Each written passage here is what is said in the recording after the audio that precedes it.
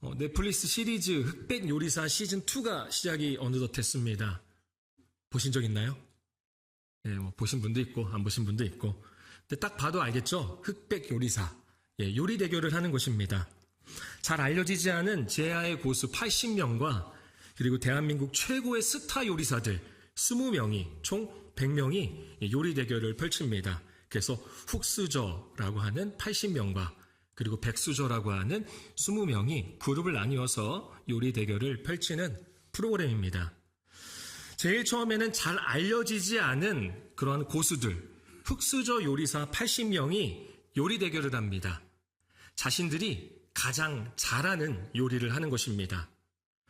한식이 전공인 사람은 한식으로, 일식은 일식으로, 중식은 중식으로, 양식은 양식의 요리를 합니다. 자신이 제일 잘하고 맛있고 재미있는 요리를 선보이는 거죠. 그리고 80명의 요리사들 중에 19명만 살아남아서 다음 라운드로 이동을 하게 됩니다. 두 번째 대결에서는 대한민국 최고의 스타 요리사들과 1대1로 요리 대결을 합니다. 이때는요, 맛있고 재미있고 식감이 좋고 향긋하고 제일 잘하는 음식을 내놓는 게 아닙니다. 주 재료의 본연의 맛을 잘 내는 사람이 승리합니다. 한 번은 미더덕이 주재료로 나왔습니다. 미더덕으로 뭘 할 수 있을까요? 예. 그런데 미더덕을 성게알처럼 보이게 하는 창의적 비주얼과 이 미더덕의 식감이 있잖아요. 우득우득하는 이 식감이 있는데 그 식감을 아예 바꿔버린 거예요. 으득으득 식감이 불편하니까 아주 먹기 편하게 그렇게 바꾼 요리사가 있었습니다. 어떻게 됐을까요? 예, 떨어졌습니다. 오히려 미더덕 회를 하여 본연의 식감과 맛을 살린 요리사가 그 요리에서 승리하였습니다. 여러분, 우리가 예수 그리스도의 십자가와 부활을 믿는 그리스도인으로서 신앙과 교회 생활이 재미도 있어야 하고 그리고 내가 하는 봉사와 역할도 보람이 있으면 좋습니다.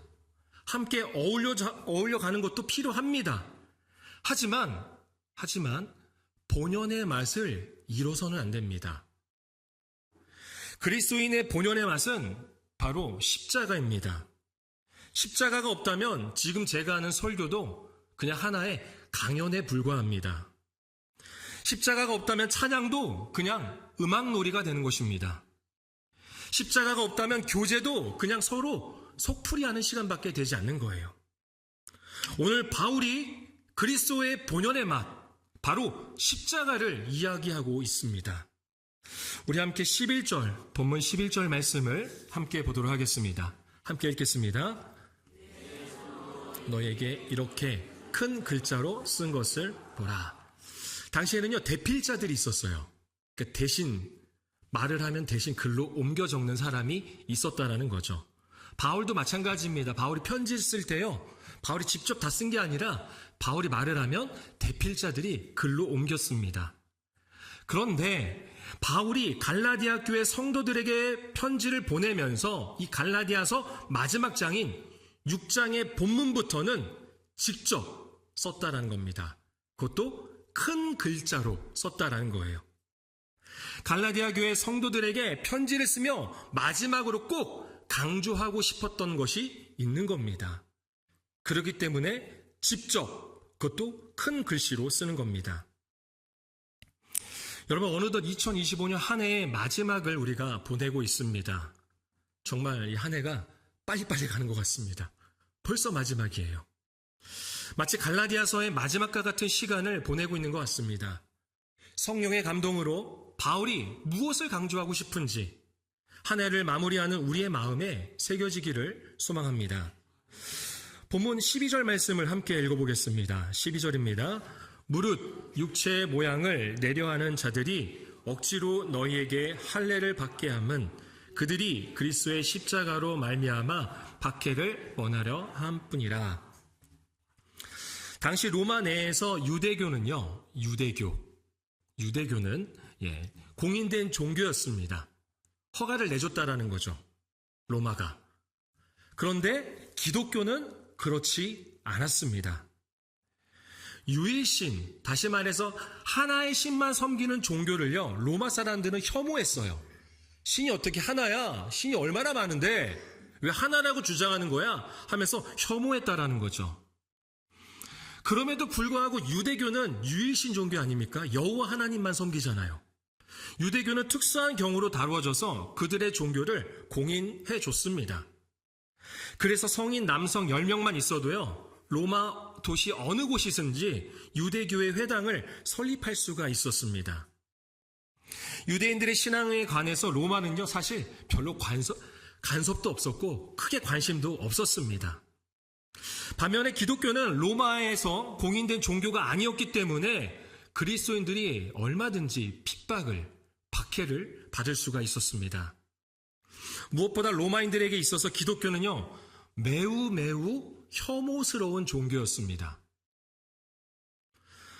왜냐하면 그리스도인들은요, 기독교인들은 로마 황제를 숭배하지 않았거든요. 로마 황제를 섬기지 않았습니다. 오히려 그것을 거부했습니다. 당시에는 주, 구원자, 하나님의 아들과 같은 용어는요, 로마 황제에게만, 오직 로마 황제에게만 사용이 되었는데, 그리스도인들은 이것을 누구에게 사용했죠?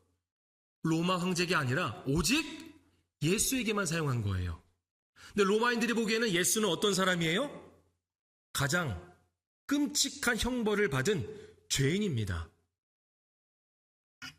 가장 처참하게 죽은 죄인 중에 죄인, 그런 죄인에게 지금 이러한 호칭을 붙이니 당연히 혐오할 수밖에 없는 것이죠. 그래서 그리스도인들은 얼마든지 로마에 고발당할 수가 있었고, 그렇지 않더라도 많은 사람들로부터 혐오와 박해를 받았습니다. 그런데 박해를 받지 않을 수 있는 방법이 있었어요. 로마 정부가 유대교는 허용을 해줬다고 했잖아요. 그래서 유대교처럼 보이면 되는 거예요.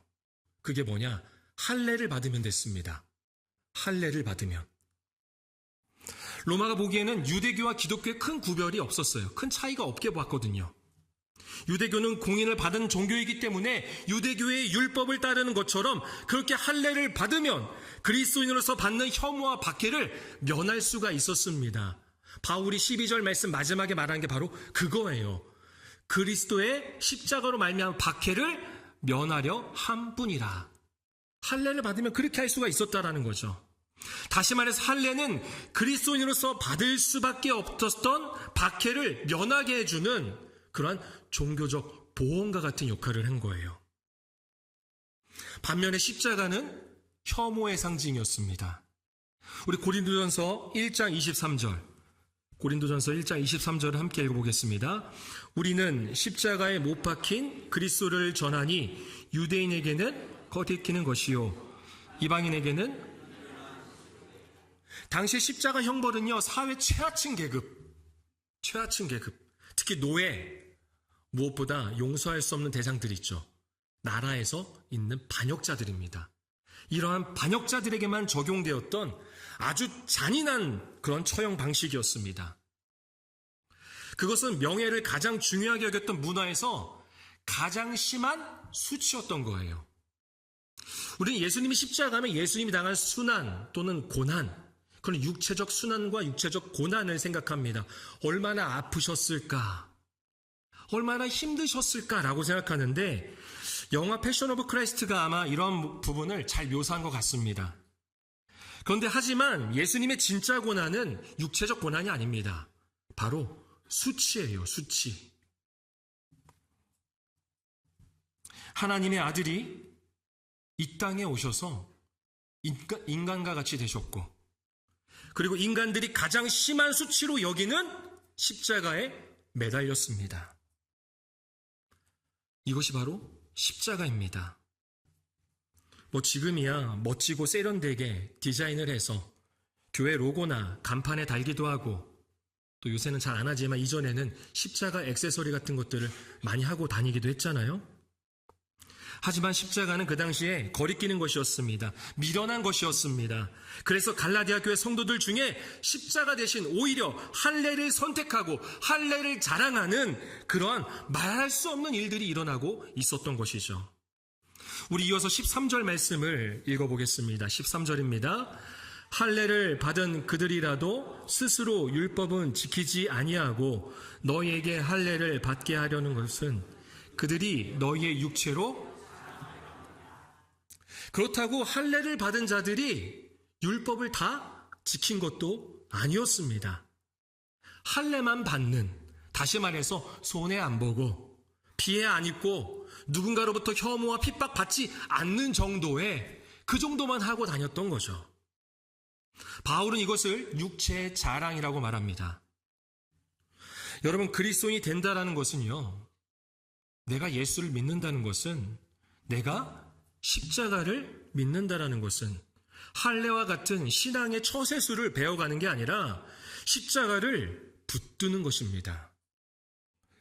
본연의 맛인 십자가만 붙잡는 거예요.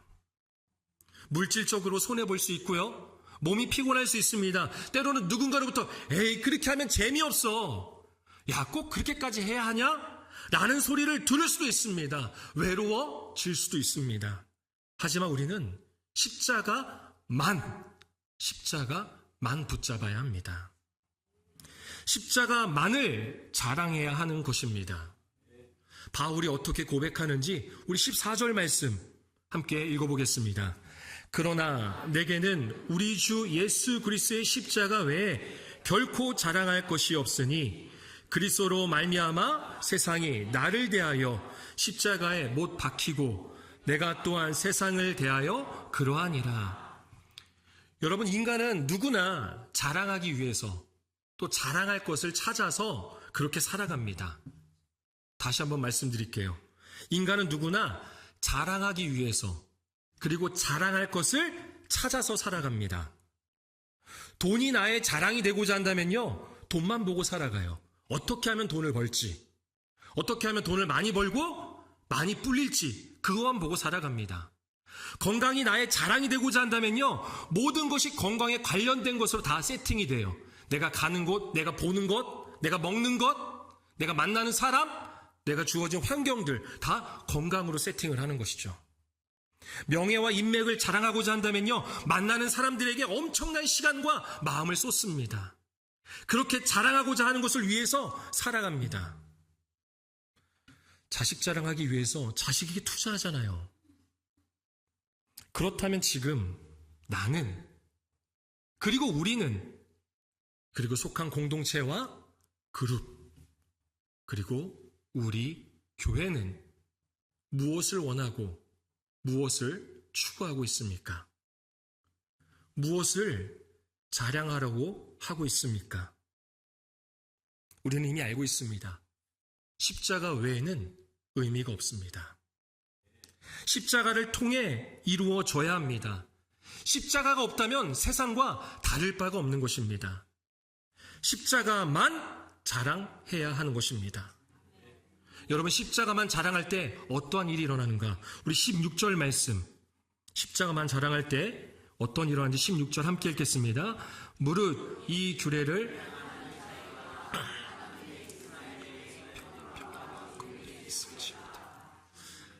할례를 받은 자에게, 할례를 자랑하는 자에게, 육체의 자랑을 하는 자들에게 평강과 국률이 있는 게 아니라 십자가만 자랑하는 성도와 교회에게 평강과 국률이 있다라는 것입니다.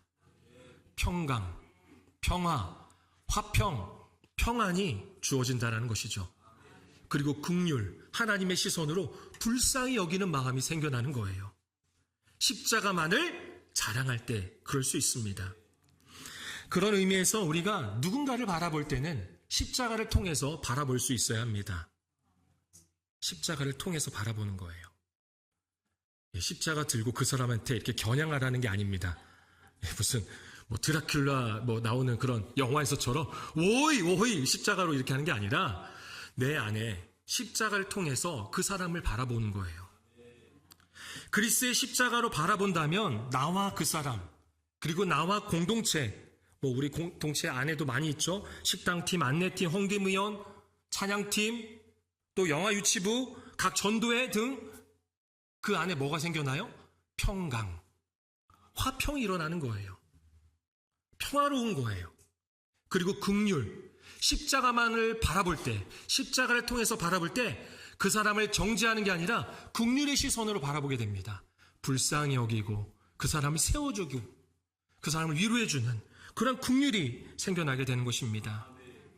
그런 의미에서 십자가만을 자랑하고 십자가로 서로를 바라보는, 그래서 평강과 긍휼이 넘치는 내 자신과 그리고 우리의 가정, 교회가 되기를 축복합니다. 우리 17절, 이어서 17절 말씀 함께 읽어보겠습니다. 이후로는 누구든지 나를 괴롭게 하지 말라.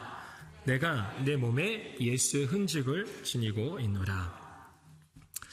각자마다 인생을 살아가면서 또 경험하면서 새겨진 흔적들이 있습니다. 여러분, 그런 흔적들이 있나요? 삶의 모토라든가 세계관, 또는 옳다고 생각하는 정답, 가치관들이 있습니다. 살면서 얻은 경험, 지식, 연륜 등등이 있습니다. 이런 것들은 마음이나 몸에 그 흔적으로 남습니다. 그런데 우리에게 반드시 있어야 하는 것이 있다면 바로 예수의 흔적이라는 거예요. 이 예수의 흔적은 다른 것으로 희석되거나 다른 것으로 대체가 되어서는 안 됩니다. 특히나 이 바울이 말하는 흔적이라는 말은 스티그마라는 말인데요. 이게 뭐냐면 앞에 보이는 도구가 보이시나요? 저 뭐 하는 거죠? 지지는 거예요. 맞아. 아주 발음이 정확해요. 지지는 게 아니라 쥐지는 거예요. 그렇게 해야지 맞습니다. 왜냐? 이 지진다는 것은 종, 노예에게 했거든요. 종, 노예에게 내 거다라는 것을 지지는 거예요. 그러면 그 안에 상처가 남죠. 흔적이 남는 거예요. 그게 바로 스티그마입니다. 여러분들도 아마 그런 스티그마가 있을 겁니다. 물론 종의 스티그마가 아니라 살다 보면 상처가 나잖아요. 이 나이가 들다 보니까 상처가 안 없어져요. 계속 남게 되더라고요. 조금만 스쳐도. 그리고 저는 3살 때 제 이마에 상처가 났었습니다. 아직도 있습니다. 잘 기억은 나지 않지만 저희 어머니를 통해서 알게 됐습니다. 이 상처의 의미를. 까불었구나. 호미에 찍혔습니다. 그것도 제가 들던 호미에. 그런 흔적이 결국 그런 것들을, 삶의 모습들을 말해준다는 거죠. 그런데 바울이 말하고 있는 것은 무엇인가? 바울은요, 열심히 복음을 전하였습니다. 오직 할례가 아닌 십자가만을 자랑했습니다. 십자가만을 자랑하다 보니까 어떻게 됐어요? 박해를 받은 거예요. 몸에 상처가 나는 거예요. 몸만 상처가 됐을까요? 마음도 상처를 입어요. 말로는 또 얼마나 했겠습니까? 그러니까 몸과 마음의 상처를 받은 겁니다. 그러한 예수의 흔적들이 있다는 겁니다. 여러분들이 십자가만을 자랑할 때요, 상처를 입게 됩니다. 흔적이 남게 돼요. 아마 사역을 하면서 여러 말들을 들은 적이 있을 겁니다. 한만호 목사님의 뼈 때리는 시라는 짧은 글 모음집이 있습니다. 그 중에 글 하나를 제가 한번 읽어보겠습니다. 기분 나쁘게 듣지 말라는 말은 대부분 기분 나쁘고, 농담이라고 한 말은 대부분 진담이더라. 그런가요? 안 그런가요? 주변에 그런 사람도 있어요, 없어요? 야, 기분 나쁘게 듣지 마. 하는데 듣고 나면 어때요? 기분이 나빠요. 야, 농담이야, 농담하는데 자꾸 들으니까 진담으로 이렇게 여겨지게 돼요. 느껴지게 돼요. 그런 일들이 있다는 거죠. 상대방을 위해준다시고 하는 말들, 나는 할 말은 해야 돼 라고 해서 할 말을 해야 한다고 하지만 그 안에 십자가가 없다면, 십자가를 통해서 말하지 않는다면 뭐만 남게 되는 거예요? 상처만 남게 되는 거예요. 관계만 불편해집니다. 그래서 웬만하면 위해준답시고 하려고 했던 말들은요, 안 하는 게 좋아요. 안 하는 게 좋아요. 꼭 필요한 말이야. 그 말은 하나님께 하시면 돼요. 기도를 통해서. 그게 좋습니다. 관계가 된다면 괜찮아요. 그런데 관계가 되지 않는다면 상처만 남습니다. 아마 여러분들도 그렇게 상처가 남겨진 경우들이 있을 겁니다. 그렇듯 십자가만 자랑하고 맡겨진 십자가를 짊어지다 보면, 다시 말해서 하나님의 일들을 감당하다 보면 이런 말들 저런 말들을 들을 때가 있어요. 아무것도 안 하면 안 듣습니다. 예배만 드리고 집에 가버리면요, 안 들어요, 그런 말. 봉사하니까, 직분 받았으니까 듣는 거예요. 헌신하니까, 십자가만 자랑하면 듣게 됩니다. 마음에 상처가 되고 흔적이 남게 되죠. 여러분, 십자가만 자랑하면 몸과 마음에 상처로 인한 흔적이 남게 되는데요. 그건 당연한 겁니다. 당연한 거예요. 잘하고 계신 거라는 거예요. 한국교회 트렌드 2026이라는 책이 있습니다. 매년마다 나오는데 올해도 나왔습니다. 급변하는 세상 속에서 한국교회가 시대의 흐름을 잃고 그리고 끊임없이 변화해야 한다는 것을 말해주는데 보통 10가지를 소개해요. 이렇게 교회도 변화돼야 된다. 이러한 주제를 가져야 된다. 이러한 비전을 가져야 된다라고 하는데 이번에는 그 10가지 주제 중에 첫 번째가 바로 심플교회였습니다. 심플처치, 심플교회입니다. 한국교회는 오랜 세월 동안 바쁜 것을 미덕으로 여겨왔어요. 정신없어요. 바빠요.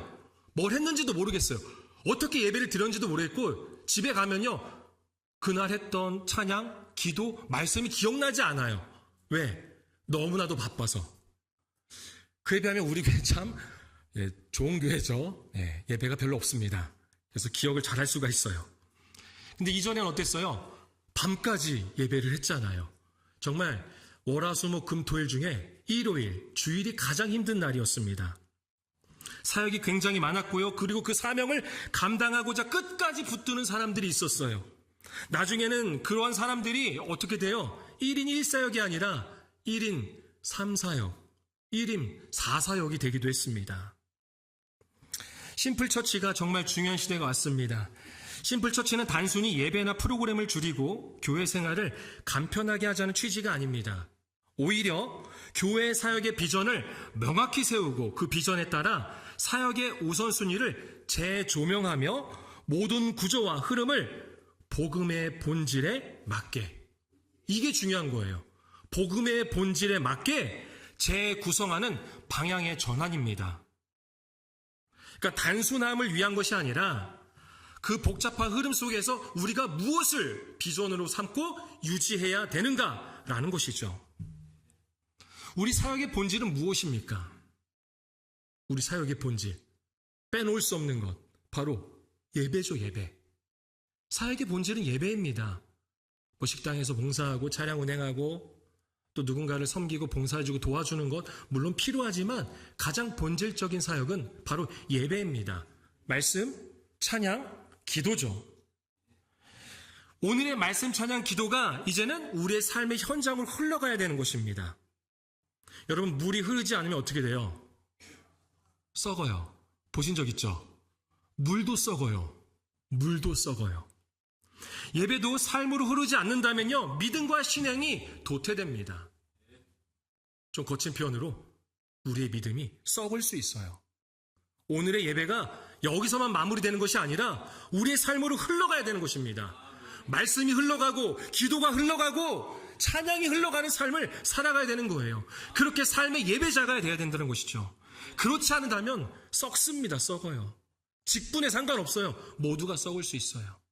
예배는 흘러가야 합니다. 그렇게 우리가 심플처치, 정말 중요한 복음의 본질을 붙잡고 나아가는 저와 여러분이 되길 원합니다. 우리에겐 이미 예수의 흔적이 있습니다. 그 흔적을 삶 가운데서 나타내는 거예요. 올 한 해 우리 교회 주제는요, 주보에도 나와 있지만 담다 그리고 담다입니다. 담다 그리고 담다. 발음 좀 어려울 수 있는데요. 함께 말씀 한번 마지막으로 읽어보겠습니다. 갈라디아서 5장 22절 23절입니다. 함께 읽겠습니다. 오직 성령의 열매는 사랑과 희락과 화평과 오래 참음과 자비와 양성과 충성과 온유와 절제니. 아멘. 올 한 해 예수님의 마음, 예수님의 성품인 성령의 9가지 열매를 마음에 잘 담으셨습니까? 그리고 삶 가운데서 예수님 닮아가는 모습으로 이 열매를 맺고 살아가셨습니까? 김관성 목사님은요, 우리가 지금 갈라디아서를 읽는 이유에서 십자가와 성령의 열매의 연관성을 이야기합니다. 십자가와 성령의 열매의 연관성을 이야기해요. 오직 십자가를 통해서만 우리는 성령의 열매들을 맺을 수 있고 누릴 수 있다라는 거죠. 그러면서 이렇게 말을 합니다. 죽을 것만 같은 고통의 순간까지 낮아져 본 적이 없다면, 내 육체와 정신을 갈아 넣으면서까지 누군가를 품어주고 기다려준 적이 없다면, 세상에서 천대받고 차별당하는 이들을 위해 내 소유를 기꺼이 내어준 적이 없다면, 그렇게 예수님의 흔적을 내 몸과 마음에 새겨보지 않은 사람이라면 성령의 열매들을 맛볼 수 없습니다. 그러면서 말하는 것은 십자가를 말합니다. 죽은 나무에서만, 십자가라는 죽은 나무에서만, 역설이죠. 생명의 실과들, 성령의 열매들이 맺혀진다라는 것입니다. 십자가만이 성령의 열매를 맺을 수 있습니다. 죽은 나무, 그 십자가에서 열매가 맺힙니다. 성령의 열매가 말입니다. 예수님의 성품은 그렇게 나타나는 것입니다. 나는 죽고 십자가만, 예수의 흔적만 자랑하는 삶을 살아갈 때 바로 이러한 성령의 열매들이 우리의 삶 속에서 맺어지게 됩니다. 말씀을 정리하겠습니다. 여러분들이 잘 아시는 전 국가대표 축구선수인 이영표 지사님이 오래전에 이런 고백을 했습니다. 사명은 막연한 저 멀리에 있는 것이 아닙니다. 하나님께서 우리에게 주신 24시간, 지금 이 순간에 만나는 작은 일이 바로 하나님께서 우리에게 주신 사명입니다.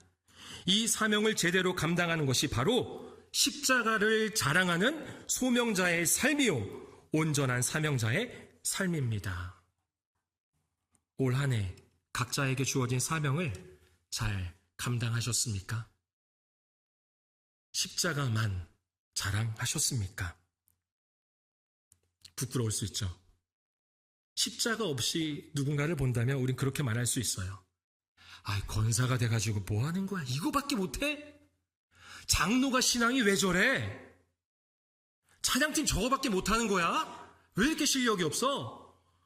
목사는 신앙이 몸이 안 되는 것 같아. 십자가가 없다면 정죄할 수밖에 없어요. 주님이 죽으신 십자가로 나와 서로를 본다면 우리는 이렇게 말할 수 있습니다. 잘 버티고 잘 살아내셨습니다. 수많은 예수의 흔적이 남겨지고 아픔과 슬픔이 있었습니다. 고통과 때로는 외로움, 자괴감이 들 때도 있었죠. 하지만 그렇게 내가 죽을 때 맺혀진 열매들이 있었다라는 겁니다. 그래서 우린 서로를 축복해 줄 수 있어요. 잘 버티고 잘 살아냈다고. 그렇게 십자가로 서로를 바라보는 것입니다. 올 한 해 십자가를 잘 붙드셨습니다. 2026년도도 우리의 헛된 욕심과 교만함을 버리게 하는, 나를 살리신 십자가만 자랑하는, 예수의 흔적만 자랑하는, 서로에 대해서 십자가로 바라보는 그러한 예배자가 되기를 축원합니다.